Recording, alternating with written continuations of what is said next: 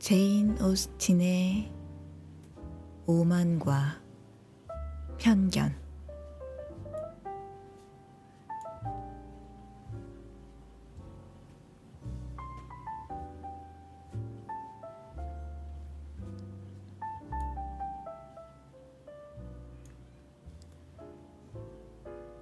롱본 집에서 걸어서 얼마 안 되는 곳에 베넷 가족과 각별히 친하게 지내는 가족이 살고 있었다. 월리엄 루커스 경은 예전에 메리턴에서 사업에 종사했고 그곳에서 제법 되는 재산을 모았다. 그리고 읍장으로 재직하던 시절 국왕폐하께 청을 올려 기사저기를 받아 신분이 상승했다. 그런데 이처럼 높아진 신분을 그가 너무 강하게 의식했던 것이 아닌가 싶다. 높아진 신분 때문인지 자신의 사업과 작은 상업 도시의 집이 싫어지기 시작했던 것이다. 결국 그는 두 가지를 다 버리고 가족을 인솔하여 메리턴에서 1마일쯤 떨어진 곳에 있는 집으로 이사했다. 이후 이 집은 루커스 로지로 불리게 되었다.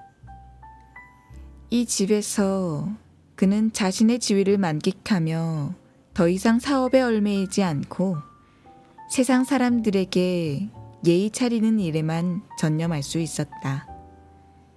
그는 자신의 지위를 우쭐해하기는 했지만 그로 인해 거만을 떠는 사람은 아니었다. 오히려 모두에게 마음을 썼다.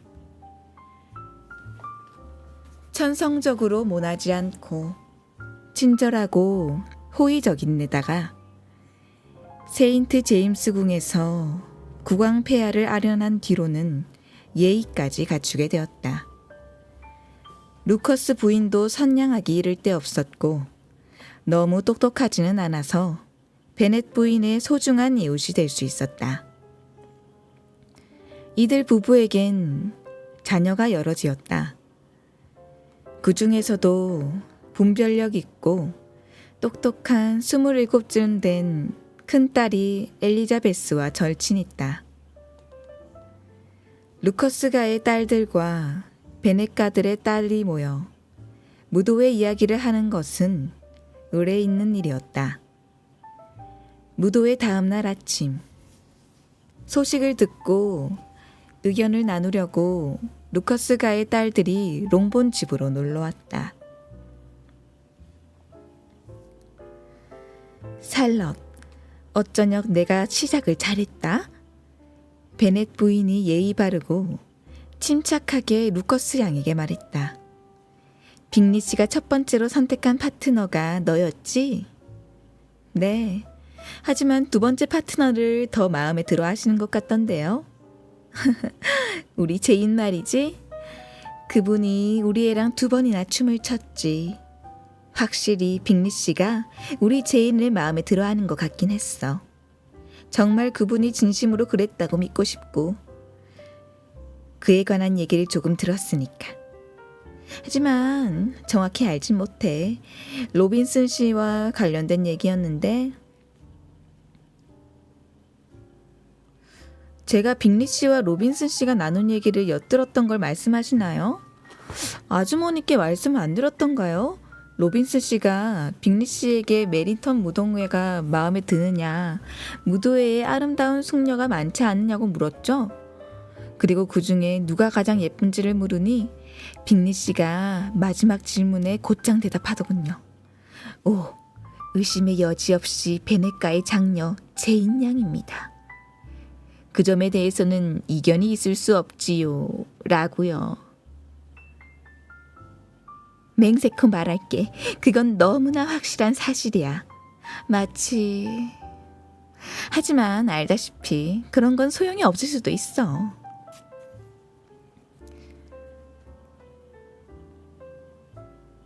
리자, 내가 엿들은 말이 네가 엿들은 말보다 더 가치 있었어. 안 그래? 샬럿이 말했다. 다하시 씨의 말은 빅리 씨의 말보다 듣기가 좀 그랬어. 그렇지? 가엾은 리자. 견딜만 하다가 대체 뭐람?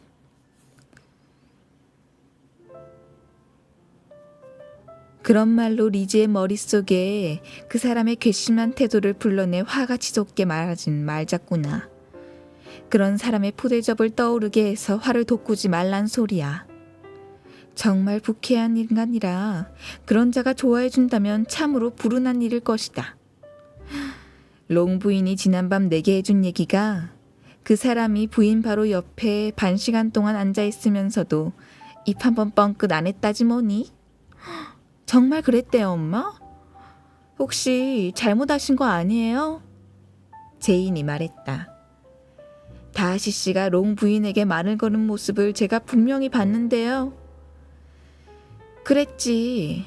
왜냐하면 부인이 끝내 그에게 베너필드가 마음에 드냐고 물어봤거든. 그러니 대답을 않고선 못 베겼지. 하지만 그렇게 말을 붙이자 그자가 몹시 화를 냈다더라. 빅리 양 말로는요. 제인이 말했다. 다하시 씨는 친한 사람이 아니면 좀처럼 말을 하지 않는 편이래요. 그런 사람들과 함께 할 때는 놀랄 만큼 사근사근하고요. 예, 그 말은 조금도 못 믿겠다.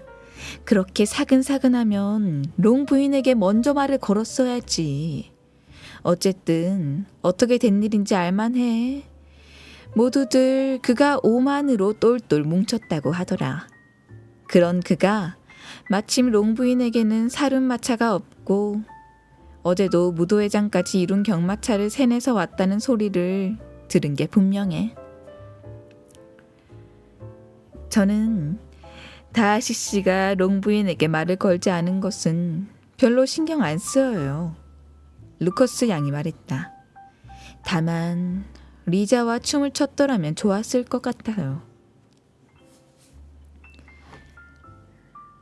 리지, 다음번에 만나더라도 내가 너라면 그런 자하고는 절대로 춤추지 않을 거다. 제 생각도 그래요, 엄마. 그 사람하고 절대 춤추지 않겠다고 분명히 약속할게요. 그분의 오만한 말이야. 그 태도가 내게는 그다지 불쾌하지 않았어. 루커스 양이 말했다. 대개의 경우와 다르게 말이야. 변명의 여지가 있기 때문이지. 가문, 재산, 그 무엇 하나 부족한 게 없는 그토록 훌륭한 청년이 자신을 대단하게 생각하는 건 당연한 일이니까. 이런 표현을 써도 될지 모르겠지만 그분은 오만한 권리가 있는 분이야. 그렇긴 해.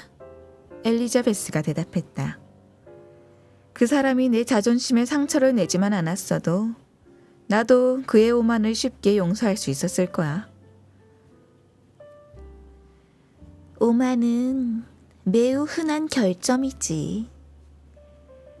결실한 생각의 힘을 자랑하고픈 메리가 말했다. 내가 지금까지 읽은 모든 내용을 놓고 볼 때 정말이지 아주 흔하고 인간의 본성은 특히 그런 감정에 빠져들기 쉬워. 실제든 상상이든 자신의 이런저런 자질에 대해 자족감에 빠져들지 않는 사람이 과연 우리 중에 있을까? 종종 오만이 허영심과 동의어로 사용되지만 사실은 아주 달라.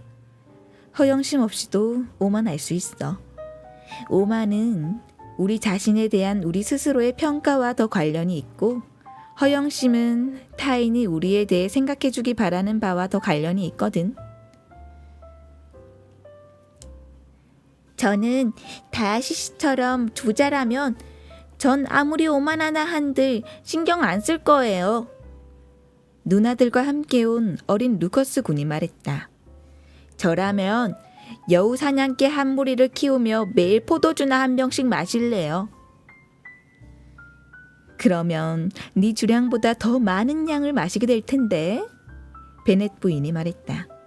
그리고 내 눈에 띄기만 하면 당장의 술병을 빼앗아 버릴걸? 소녀는 그러지 말라고 항의했다.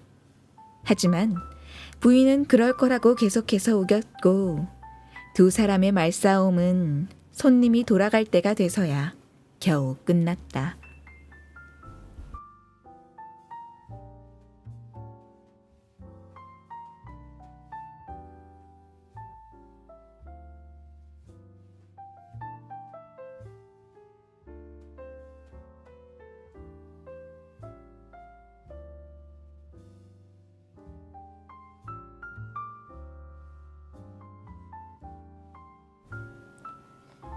얼마 후 롱본의 숙녀들이 네덜필드의 숙녀들을 방문했다. 그리고 답방도 적절한 격식하에 이어졌다. 허스트 부인과 빅리 양은 큰딸 베넷 양이 부친성 있는 태도에 더욱 호감을 갖게 되었다. 다만 베넷 부인은 참을 수 없었고 셋째부터는 대화를 나눌 가치가 없었지만 위로 두 자매에게는 더 친해지고 싶다고 했다. 제이는 크게 기뻐하며 빅리 자매의 관심을 받아들였다.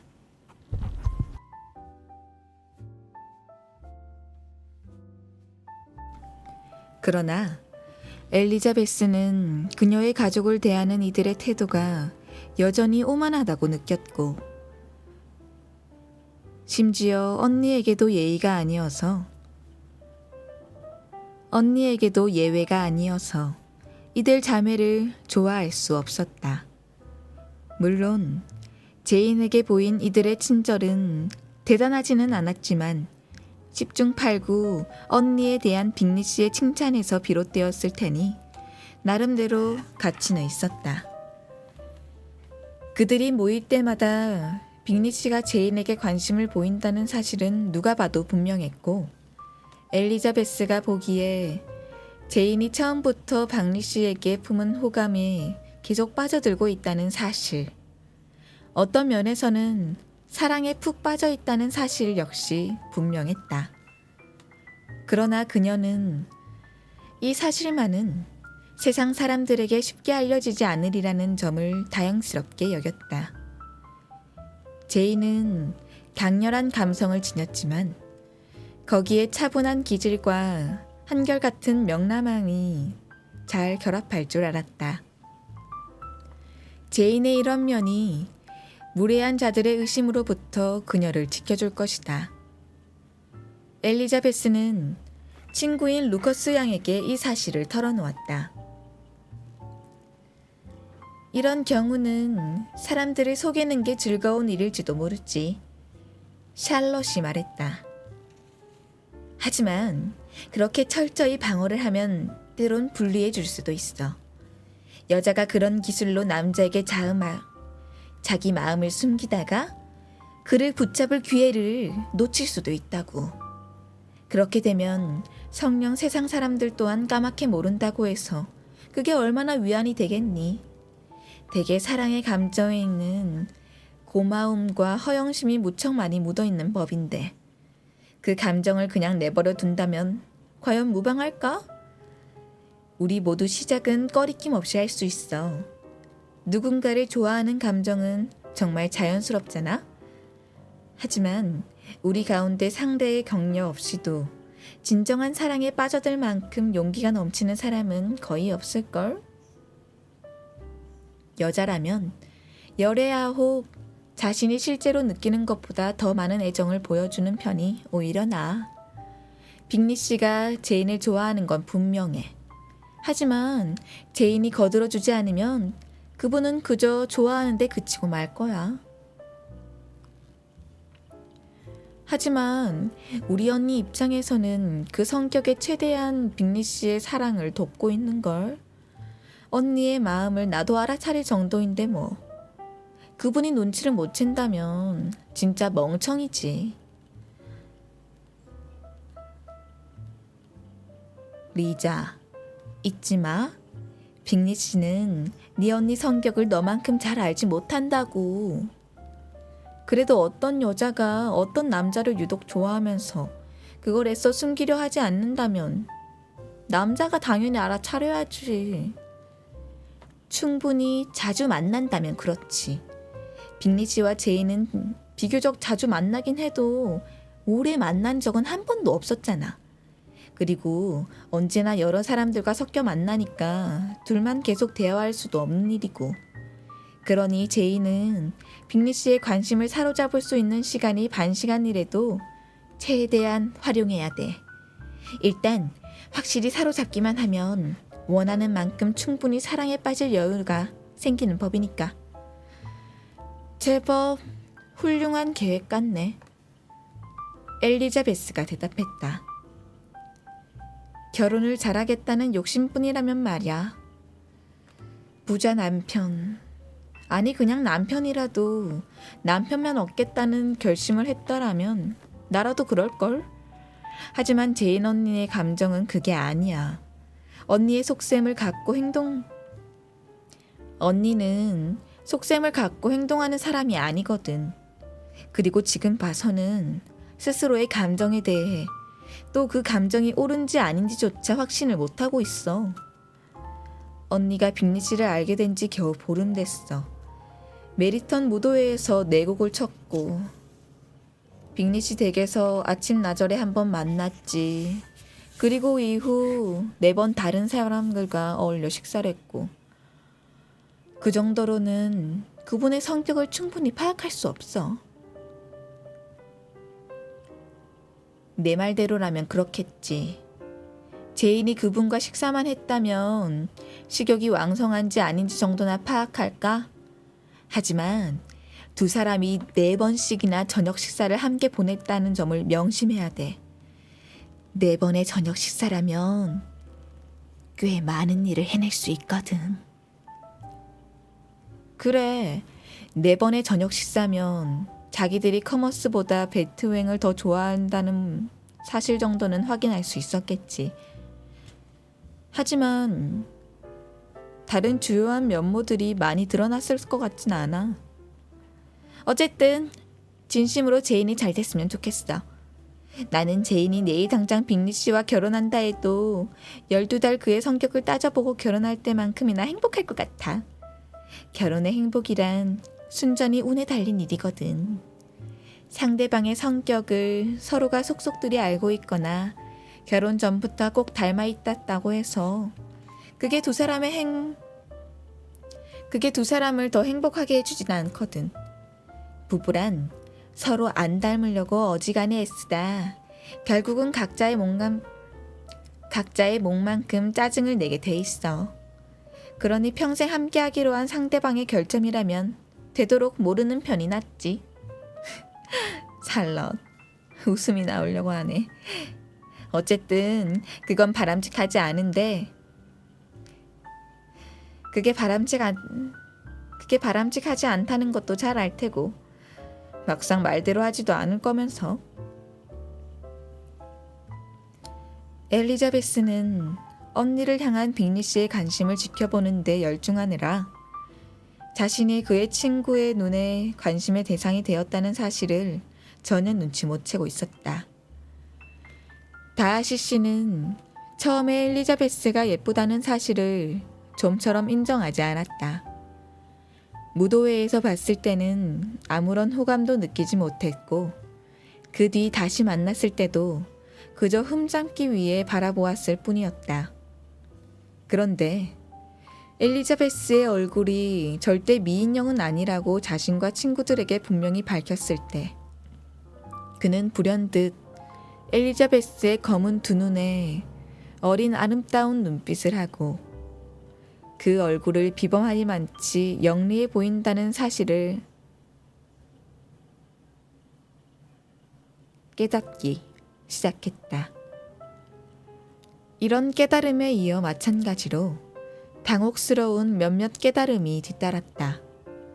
흠을 잡겠다는 눈길도 그녀의 용모에서 완벽한 균형과는 거리가 먼 여러 결점을 탐지했음에도 그는 그녀가 밝고 명랑해 보인다는 점만은 인정하지 않을 수 없었다. 그리고 그녀의 매너가 상류 사회와 거리가 멀다고 혼자서 아무리 주장해봐도 그 안에 여유 넘치는 장난기가 섞여 있어 그의 마음을 사로잡았다. 그녀는 이런 상황을 까맣게 몰랐다. 그녀에게 그는 자초에서 어느 곳에서도 환영받지 못하는 남자, 같이 춤추기엔 그녀가 예쁘지 않다고 했던 남자일 뿐이었다. 그는 엘리자베스를 좀 더 알고 싶다는 소망을 품기 시작했다. 그리고 그녀와 직접 대화를 나누기 위한 전 단계로 다른 사람들과 나누는 그녀의 대화에 주의를 기울였다. 그런 그의 행동이 마침내 엘리자베스의 주목을 끌게 되었다. 큰 파티가 열린 월리엄 루커스 경의 댁에서 일이 일어났다. 다하시 씨의 의도가 대체 뭘까? 그녀가 살럿에게 말했다. 나랑 포스터 대령의 대화를 경청하더라고. 그건 다하시 씨만이 답할 수 있는 문제 같은데? 어쨌든 계속 그런다면 그가 그런 행동을 하는 걸 내가 보고 있다고 분명히 알려야겠어.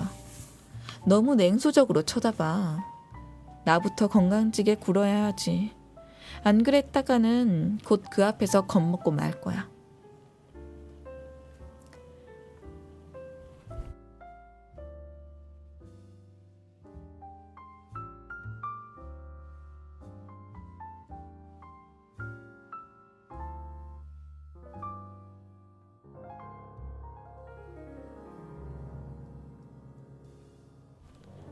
잠시 뒤 다하시 씨가 딱히 대화할 의사가 없어 보이는 태도로 그들에게 다가왔다. 루커스 양이 엘리자베스에게 그런 말은 하지 말라고 만류한 것이 오히려 즉각 그런 일을 하라고 부추긴 꼴이 되어 엘리자베스는 다하시 씨를 향해 돌아서며 말했다. 다하시 씨, 제가 방금 포스터 대령님께 메리턴에서 무도회를 열어달라고 조르면서 제 생각을 특별히 잘 표현하지 않던가요? 활기가 넘치더군요. 하지만 젊은 숙녀라면 늘 그런 화제에 열성적이죠. 숙녀에게 너무 가혹한 말씀 아닌가요? 이제 예를 조를 차례답니다. 루커스 양이 말했다. 리자, 내가 피아노 뚜껑을 열 테니까 그 다음 일은 알겠지? 친구라면서 정말 이상하게 구네. 늘 나더러 누구보다 먼저 이 모든 사람들 앞에서 연주하고 노래하나니 말이야. 내가 음악에 소질이 있다고 자만하고 있었다면 참 소중한 친구였겠지. 하지만 있잖아, 항상 최고의 연주만을 들어오신 이분들 앞에서는 정말 안 할래. 그래도 루커스 양이 끈질기게 재촉하자 그녀가 덧붙였다. 알았어. 꼭 그래야 한다면 할 수 없지. 그러면서 그녀는 진지한 표정으로 다하시를 보며 말했다. 이곳의 모든 분들이 잘 아시는 훌륭한 옛 손땀이 하나가 있죠. 죽을 시키려면 숨을 참아라. 라는.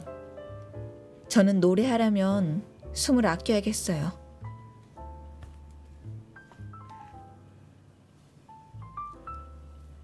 아주 훌륭한 연주라 할 수 없어도 그녀의 연주는 듣기 좋았다. 그런데 한 두 곡이 끝나고 노래를 더 불러달라는 사람들의 청에 미쳐 응하기도 전에 메리가 언니의 연주를 이어받겠다고 극성스럽게 등장했다. 자매들 가운데 혼자만 예쁘지 않아서 메리는 지식과 교양을 쌓는 일에 매진했고 남들 앞에서 그런 면모를 과시하지 못해 늘 안달이 나 있었다. 메리는 사실 재능도 부족했고 취향도 별 볼 일 없었다. 순전히 허영심 때문에 열심히 노력하긴 했지만 재능이 부족한 탓에 그저 박식한 척 젠체했고 이러한 태도는 메리의 실력보다 뛰어난 연주라도 망칠 법했다. 연주 실력이 동생의 반도 못 따라갔어도 사람들은 편안하고 끊임없는 엘리자베스의 연주를 더 즐겁게 들렸다. 메리는 길기 짝이 없는 콘체르토 연주를 끝내고 스코틀랜드와 아일랜드 음악을 몇 곡 더 연주하는 것으로 찬사를 얻어냈다. 이 연주도 실은 두 동생의 요청이었는데 이들은 루커스 집안의 자녀들과 함께 장교 두셋과 어울려 무도회장 한편에서 춤을 추느라 정신이 없었다. 다하시 씨는 이런 식으로 아무런 대화도 없이 젊은 저녁 시간을 보낸다는 것에 은근히 화가 나 누구하고도 어울리지 않은 채 가까운 곳에 서 있었다.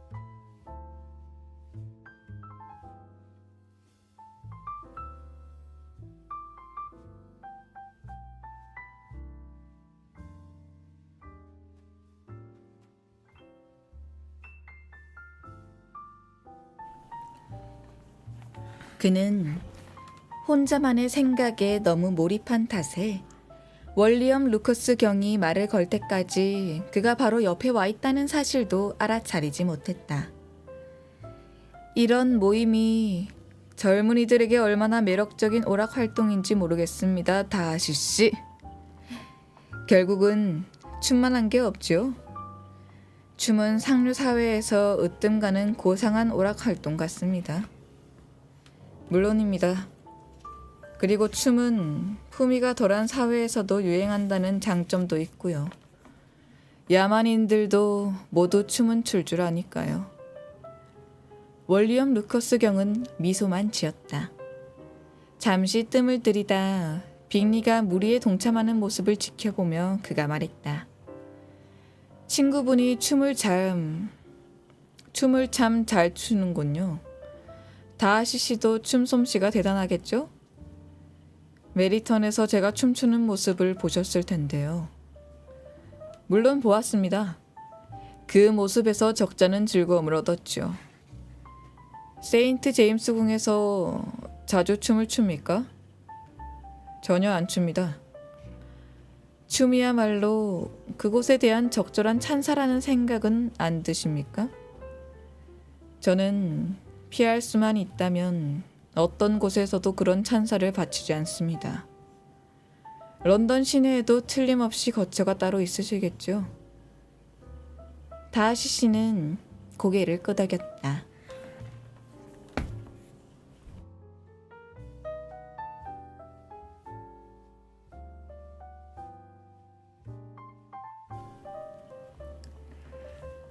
나도 한때는 런던에 정착해볼까 생각했었습니다. 상류 사회를 좋아하는 편이니까요. 하지만 런던의 공기가 루커스 부인에게 잘 맞을지 확신이 안 섰습니다. 루커스 경은 다하시 씨의 답변을 기다리며 잠시 말을 멈췄다. 하지만 상대방은 어떤 대답도 할 생각이 없는 듯했다. 때마침 엘리자베스가 그들 쪽으로 다가오자 문득 신사다운 호의를 베풀어야겠다는 생각이 들었는지 루커스 경이 그녀를 향해 큰 소리로 외쳤다. 엘리자베스 양, 왜 춤을 안 추고 있어? 다하시 씨, 제가 이 숙녀를 아주 이상적인 파트너로 소개하고자 합니다. 이런 미인이 눈앞에 있는데도 춤을 거절하시진 않겠죠? 그러면서 그는 엘리자베스의 손을 잡아 다하시의 손에 건넸다. 다하시 씨는 깜짝 놀라기는 했지만 그녀의 손을 잡는 걸 꺼려하지는 않았다. 하지만 엘리자베스는 즉각 한 걸음 물러선 뒤 당황스러워하며 월리엄 경에게 말했다. 진심이에요. 춤출 생각이 전혀 없어요. 부디 파트너를 찾으러 이쪽으로 왔다고 생각하지 말아주세요. 다하시 씨는 점잖고 예의 바른 태도로 엘리자베스에게 손을 잡을 수 있는 영광을 베풀어 달라고 청했다. 하지만 소용없었다. 엘리자베스는 단호했다. 월리엄 경도 설득해 보려고 했지만 뜻을 이룰 수 없었다. 엘리자베스 양, 춤을 참 잘 추던데 그 모습을 궁영하는 행운을 빼앗다니 무정하네. 이분은 오락을 좋아하는 편은 아니더라도 우리에게 반 시간쯤 호의를 베푸는 걸 거절하실 분이 아닌데. 다하시 씨는 예의범절 그 자체시죠. 엘리자베스가 미소를 머금으며 말했다. 그렇고 말고 과연. 하지만 엘리자베스 양, 춤을 추고 싶게끔 마음을 끄는 상대가 누군지 생각해 볼 때 이분이 정중하게 춤을 응하려 한다곤 놀랄 일인가? 그런 파트너를 누가 마다할 수 있겠어? 엘리자베스는 익살스럽게 그를 쳐다보다가 그 자리를 떴다. 그런 거절로 그녀에 대한 신사 쪽의 마음이 달라질 리 없었다. 오히려 그는 흡족해하며 그녀를 생각하고 있었다. 바로 그때 빅리 양이 그에게 다가왔다. 무슨 생각에 빠져 계신지 짐작할 수 있을 것 같은데요. 짐작 못할 겁니다. 앞으로 많은 저녁 시간을 이렇게 보낸다면 얼마나 끔찍할까 생각하셨겠죠. 더구나 이따위 사람들하고 말이죠. 저도 전적으로 같은 생각이에요. 이보다 더 짜증났던 적이 없네요. 재미도 없는데 시끄럽기까지 하니 별것도 아닌 주제들이면서 대단한 척하기는. 이 사람들에게 혹평을 내려주신다면 제가 뭔들 못해드릴까요? 분명히 말하지만 빅리 양의 짐작은 완전히 틀렸습니다. 제 마음은 지금 그보다 훨씬 더 즐거운 생각에 빠져 있습니다. 미인의 얼굴 속에 예쁜 두 눈이 얼마나 큰 기쁨을 줄 수 있는지 깊이 생각해 보던 중이었죠. 빅리 양은 즉각 그의 얼굴에 시선을 고정시켰다. 그러면서 과연 어떤 숙녀가 그런 생각을 불러일으키는 영광을 차지했는지 말해달라고 했다.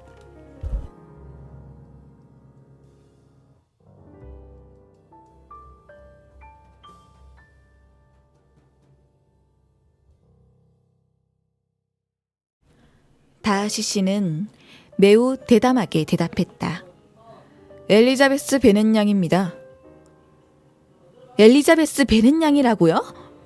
빅리 양이 되풀이하며 말했다. 정말 놀랍네요. 아니, 언제부터 그렇게 그 아가씨를 좋아하게 된 거죠? 그래, 축하는 언제쯤 해드리면 되나요? 딱 예상했던 질문 그대로군요. 숙녀들의 상상은 참 신속하네요. 단순한 호감에서 사랑으로, 또 사랑에서 결혼으로. 순식간에 비약하니 말입니다. 축하해 주실 줄 알았습니다.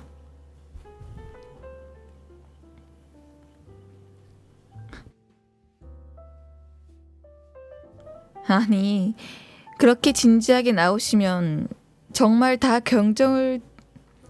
결정된 일로 생각할 수밖에요. 정녕 더 나을 리 없는 매력적인 장모님까지 얻게 되겠군요.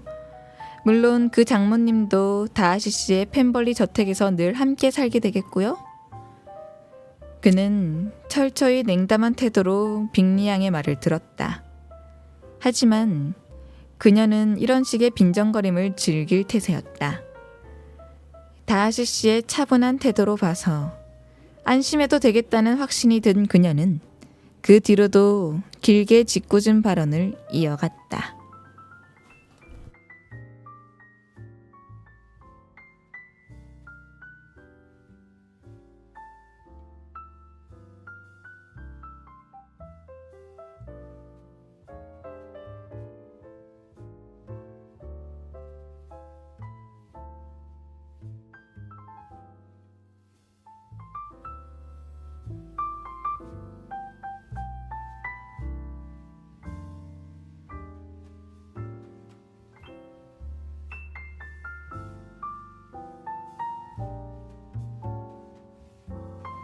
오늘 책 낭독은 여기까지 해드리도록 하겠습니다. 오늘도 들어주셔서 감사해요.